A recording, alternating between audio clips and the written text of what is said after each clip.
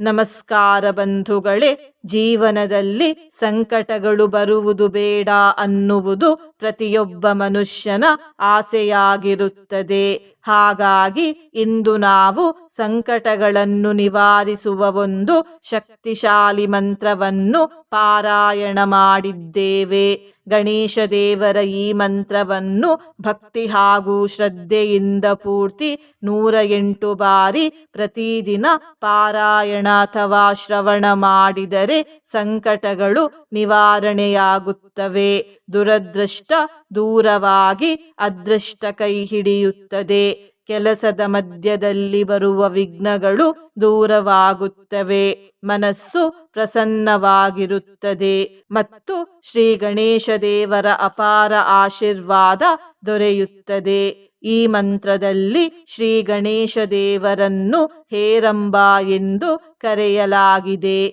ಇಂದಿನ ಮನೆಮದ್ದು ಸಂಧಿವಾತವನ್ನು ಪರಿಹರಿಸುತ್ತದೆ. ಸಂಧಿವಾತ ಅಂದರೆ ಗಂಟುಗಳಲ್ಲಿ ನೋವಿರುವುದು. ಸಂಧಿವಾತದ ಸಮಸ್ಯೆ ಇರುವವರು ಪ್ರತಿದಿನ ಜೇನುತುಪ್ಪದ ಜೊತೆ ತುಳಸಿ ದಳಗಳ ರಸವನ್ನು ಸೇವಿಸಿ. ಹೀಗೆ ಮಾಡುವುದರಿಂದ ಗಂಟುಗಳ ನೋವಿನ ಜೊತೆ ಮೈಕೈ ನೋವು ಕೂಡ ಕಡಿಮೆಯಾಗುತ್ತದೆ. ಬಂಧುಗಳೇ, ನೀವು ಚಾನಲಿಗೆ ಹೊಸದಾಗಿ ಬಂದಿದ್ದರೆ ಚಾನಲ್ ಅನ್ನು ಸಬ್ಸ್ಕ್ರೈಬ್ ಮಾಡಿ, ಹತ್ತಿರ ಇರುವ ಬೆಲ್ ಬಟನ್ ಪ್ರೆಸ್ ಮಾಡಿ, ಆಲ್ ಅನ್ನುವ ಆಪ್ಷನ್ ಅನ್ನು ಸಿಲೆಕ್ಟ್ ಮಾಡಿ. ನೀವು ಸಬ್ಸ್ಕ್ರೈಬ್ ಮಾಡಿದರೆ ನಮಗೂ ಇನ್ನೂ ಹೆಚ್ಚು ವಿಡಿಯೋ ಮಾಡಲು ಸ್ಫೂರ್ತಿ ಸಿಗುತ್ತದೆ ಮತ್ತು ನಿಮಗೂ ನಮ್ಮ ಹೊಸ ವಿಡಿಯೋ ಅಪ್ಲೋಡ್ ಆದ ತಕ್ಷಣವೇ ಸಿಗುತ್ತದೆ. ಮಂತ್ರಶ್ರವಣ ಮಾಡುವಾಗ ಓಂ ಹೇರಂಬಾಯ ನಮಃ ಎಂದು ಕಮೆಂಟ್ ಮಾಡಿ ಬಂಧುಗಳೇ. ಮಂತ್ರ ಪಾರಾಯಣವನ್ನು ಶುರು ಮಾಡೋಣ. ಓಂ ನಮೋ ಹೇರಂಬ ಮದಮೋಹಿತ ಮಮ ಸಂಕಟಾನ್ ನಿವಾರಯ ನಿವಾರಯ ಸ್ವಾಹಾ. ಓಂ ನಮೋ ಹೇರಂಬ ಮದಮೋಹಿತ ಮಮ ಸಂಕಟಾನ್ ನಿವಾರಯ ನಿವಾರಯ ಸ್ವಾಹಾ. ಓಂ ನಮೋ ಹೇರಂಬ ಮದಮೋಹಿತ ಮಮ ಸಂಕಟಾನ್ ನಿವಾರಯ ನಿವಾರಯ ಸ್ವಾಹಾ.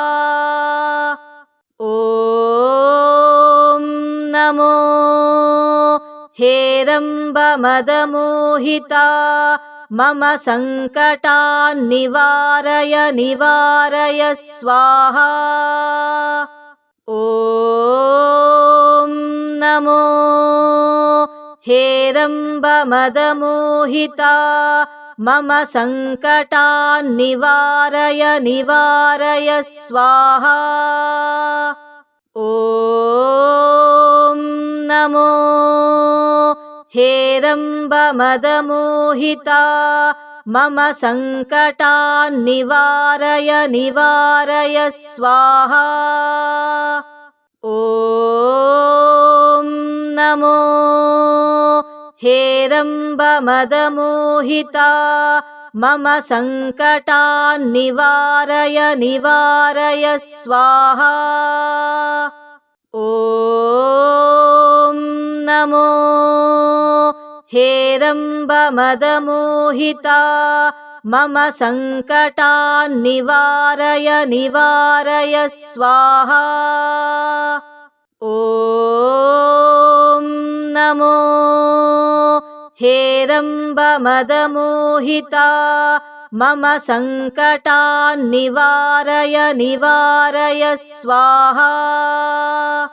ಓಂ ನಮೋ ಹೇರಂಬ ಮದಮೋಹಿತ ಮಮ ಸಂಕಟಾನ್ ನಿವಾರಯ ನಿವಾರಯ ಸ್ವಾಹಾ. ಓಂ ನಮೋ ಹೇರಂಬ ಮದಮೋಹಿತ ಮಮ ಸಂಕಟಾನ್ ನಿವಾರಯ ನಿವಾರಯ ಸ್ವಾಹಾ. ಓಂ नमो हेरम्बमदमोहिता मम सङ्कटान्निवारय निवारय स्वाहा। ॐ नमो हेरम्बमदमोहिता मम सङ्कटान्निवारय निवारय स्वाहा। ॐ नमो हेरम्बमदमोहिता मम सङ्कटान्निवारय निवारय स्वाहा। ॐ नमो हेरम्बमदमोहिता मम सङ्कटान्निवारय निवारय स्वाहा। ॐ नमो हेरम्बमदमोहिता मम सङ्कटान्निवारय निवारय स्वाहा। ॐ नमो हेरम्बमदमोहिता मम सङ्कटान्निवारय निवारय स्वाहा। ॐ नमो हेरम्बमदमोहिता मम सङ्कटान्निवारय निवारय स्वाहा। ॐ नमो हेरम्बमदमोहिता मम सङ्कटान्निवारय निवारय स्वाहा। ॐ नमो हेरम्बमदमोहिता मम सङ्कटान्निवारय निवारय स्वाहा। ॐ नमो हेरम्बमदमोहिता मम सङ्कटान्निवारय निवारय स्वाहा। ॐ नमो हेरम्बमदमोहिता मम सङ्कटान्निवारय निवारय स्वाहा। ॐ नमो हेरम्बमदमोहिता मम सङ्कटान्निवारय निवारय स्वाहा। ॐ नमो हेरम्बमदमोहिता मम सङ्कटान्निवारय निवारय स्वाहा। ॐ नमो हेरम्बमदमोहिता मम सङ्कटान्निवारय निवारय स्वाहा। ॐ नमो हेरम्बमदमोहिता मम सङ्कटान्निवारय निवारय स्वाहा। ॐ नमो हेरम्बमदमोहिता मम सङ्कटान्निवारय निवारय स्वाहा। ॐ नमो हेरम्बमदमोहिता मम सङ्कटान्निवारय निवारय स्वाहा। ॐ नमो हेरम्बमदमोहिता मम सङ्कटान्निवारय निवारय स्वाहा। ॐ नमो हेरम्बमदमोहिता मम सङ्कटान्निवारय निवारय स्वाहा। ॐ नमो हेरम्बमदमोहिता मम सङ्कटान्निवारय निवारय स्वाहा। ॐ नमो हेरम्बमदमोहिता मम सङ्कटान्निवारय निवारय स्वाहा। ॐ नमो हेरम्बमदमोहिता मम सङ्कटान्निवारय निवारय स्वाहा। ॐ नमो हेरम्बमदमोहिता मम सङ्कटान्निवारय निवारय स्वाहा। ॐ नमो हेरम्बमदमोहिता मम सङ्कटान्निवारय निवारय स्वाहा। ॐ नमो हेरम्बमदमोहिता मम सङ्कटान्निवारय निवारय स्वाहा। ॐ नमो हेरम्बमदमोहिता मम सङ्कटान्निवारय निवारय स्वाहा।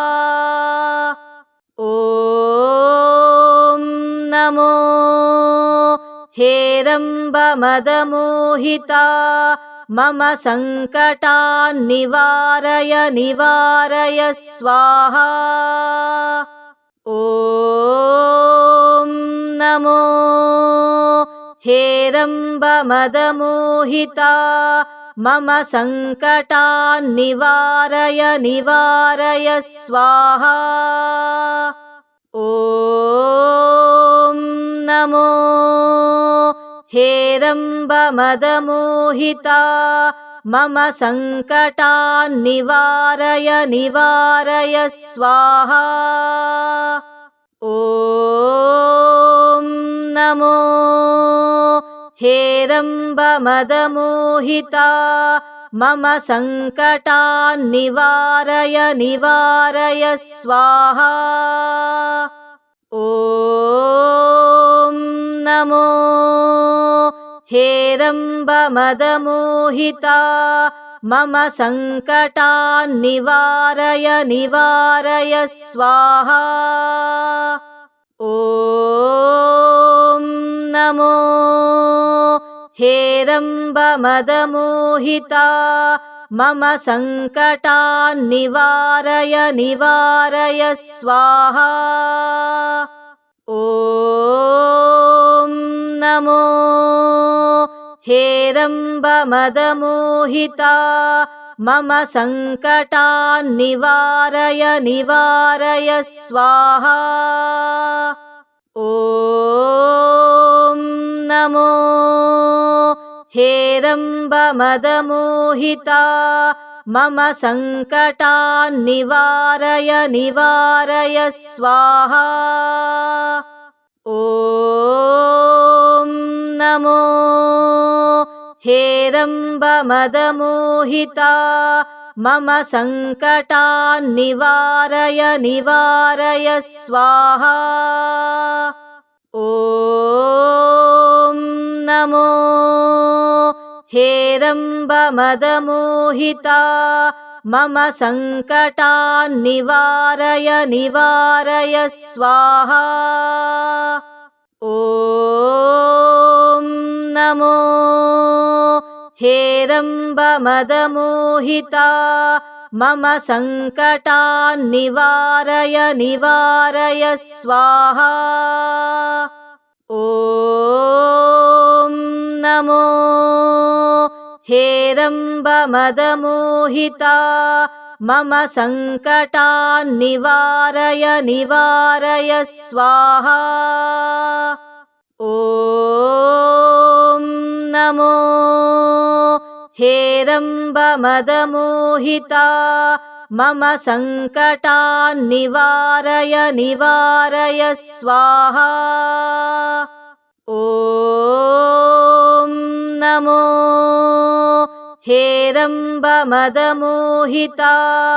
मम सङ्कटान्निवारय निवारय स्वाहा। ॐ नमो हेरम्बमदमोहिता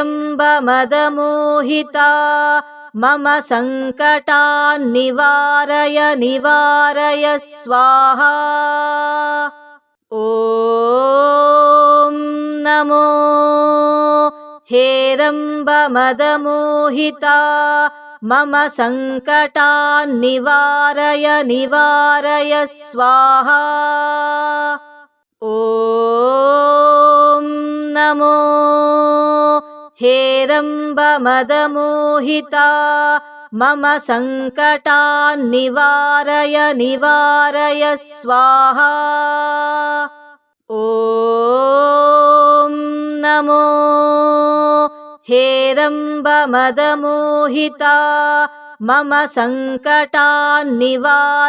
निवारय स्वाहा। ॐ नमो हेरम्बमदमोहिता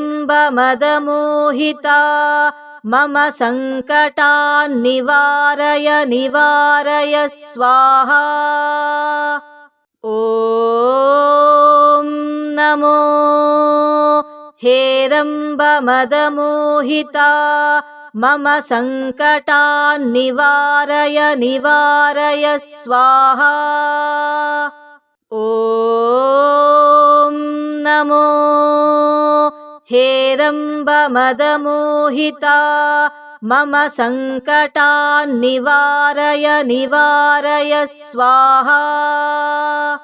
ॐ नमो हेरम्बमदमोहिता मम सङ्कटान्निवारय निवारय स्वाहा।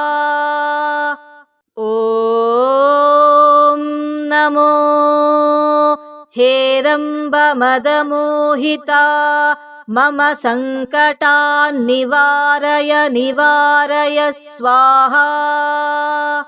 ॐ नमो हेरम्बमदमोहिता मम सङ्कटान्निवारय निवारय स्वाहा। ॐ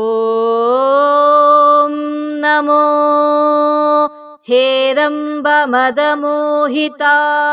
मम सङ्कटान्निवारय निवारय स्वाहा। ॐ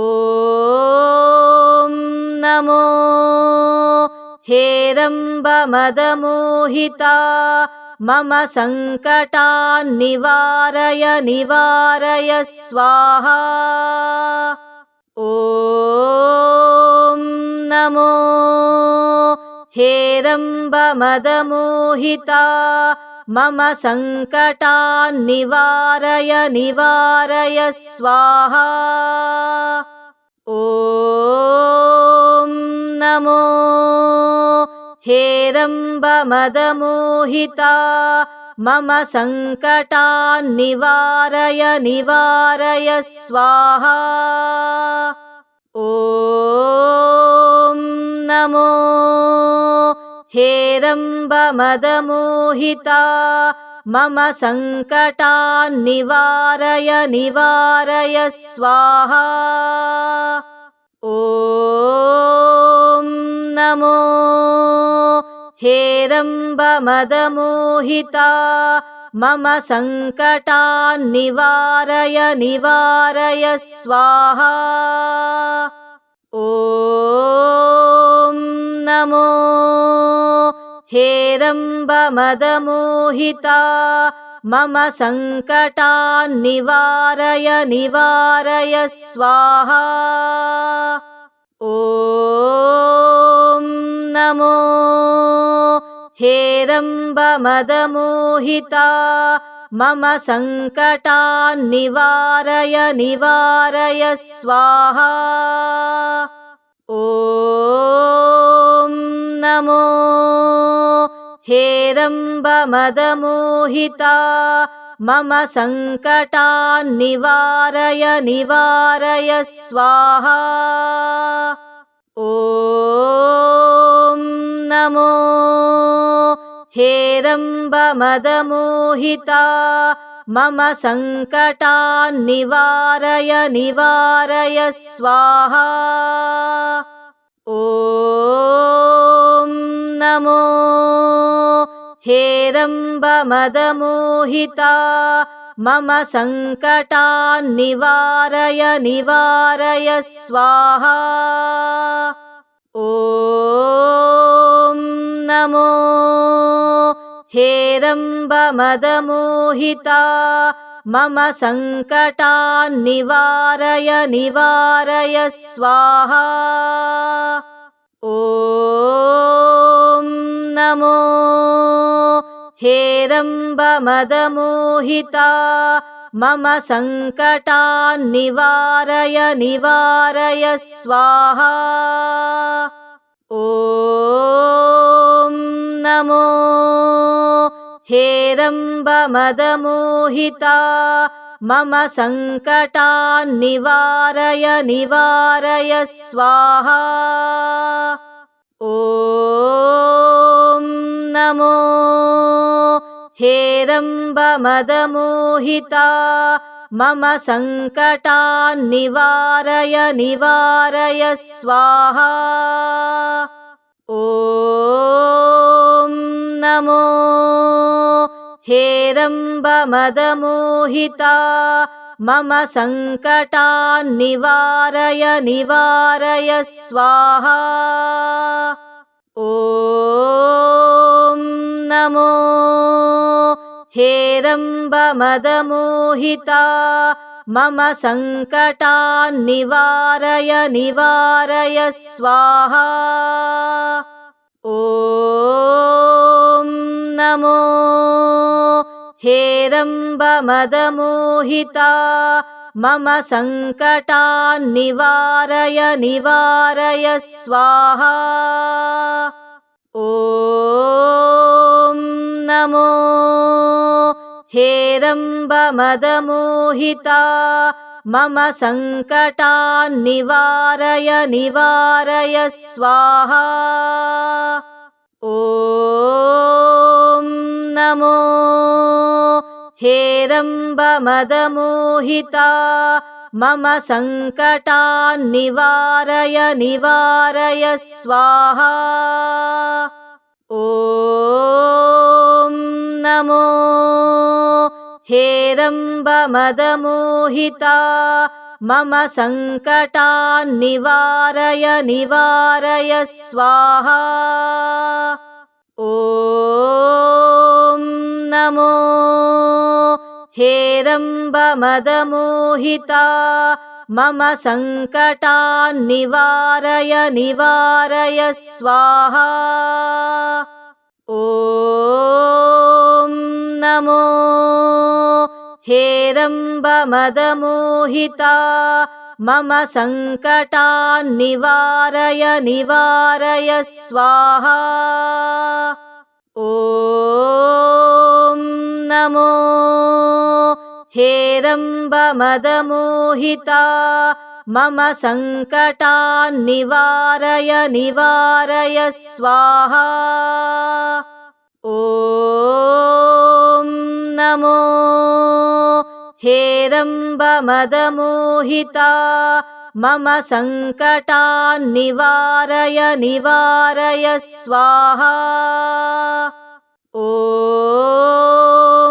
नमो हेरम्बमदमोहिता मम सङ्कटान्निवारय निवारय स्वाहा।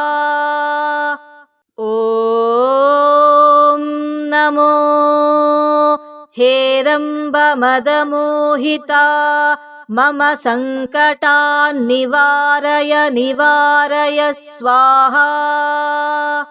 ॐ नमो हेरम्बमदमोहिता मम सङ्कटान्निवारय निवारय स्वाहा। ॐ नमो हेरम्बमदमोहिता मम सङ्कटान्निवारय निवारय स्वाहा। ॐ नमो हेरम्बमदमोहिता मम सङ्कटान्निवारय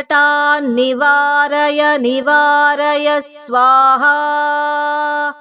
ॐ नमो हेरम्बमदमोहिता मम सङ्कटान्निवारय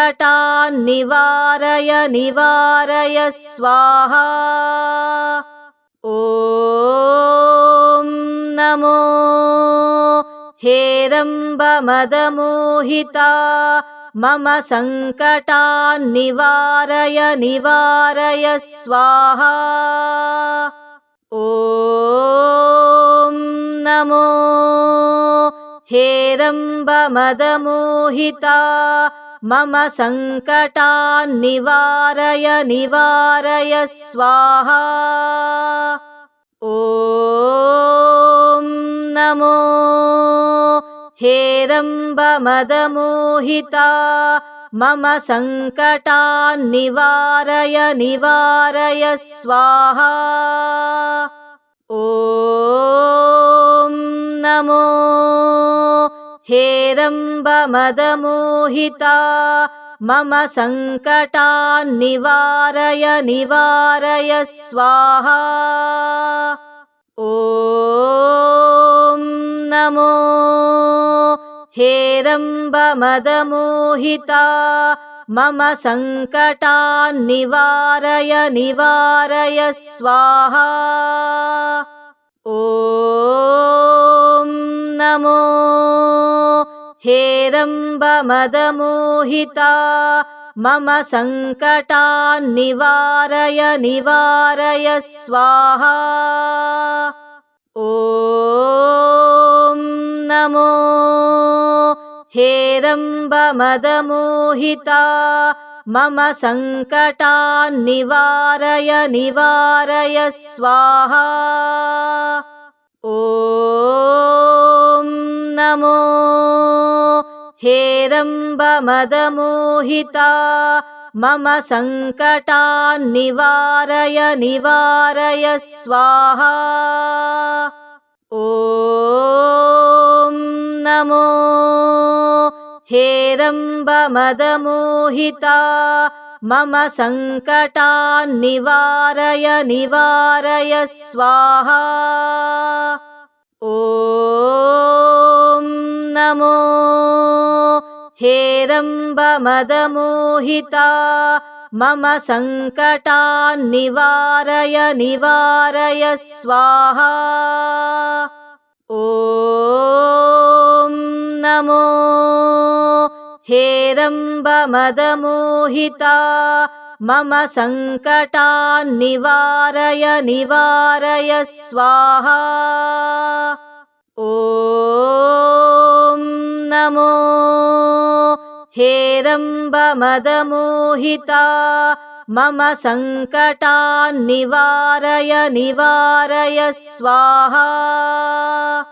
ॐ नमो हेरम्बमदमोहिता मम सङ्कटान्निवारय निवारय स्वाहा।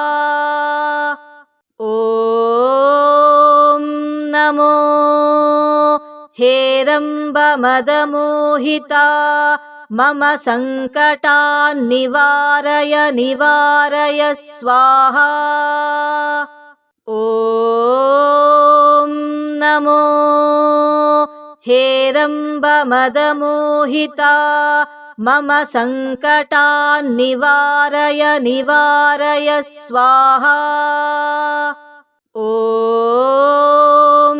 नमो हेरम्बमदमोहिता मम सङ्कटान्निवारय निवारय स्वाहा।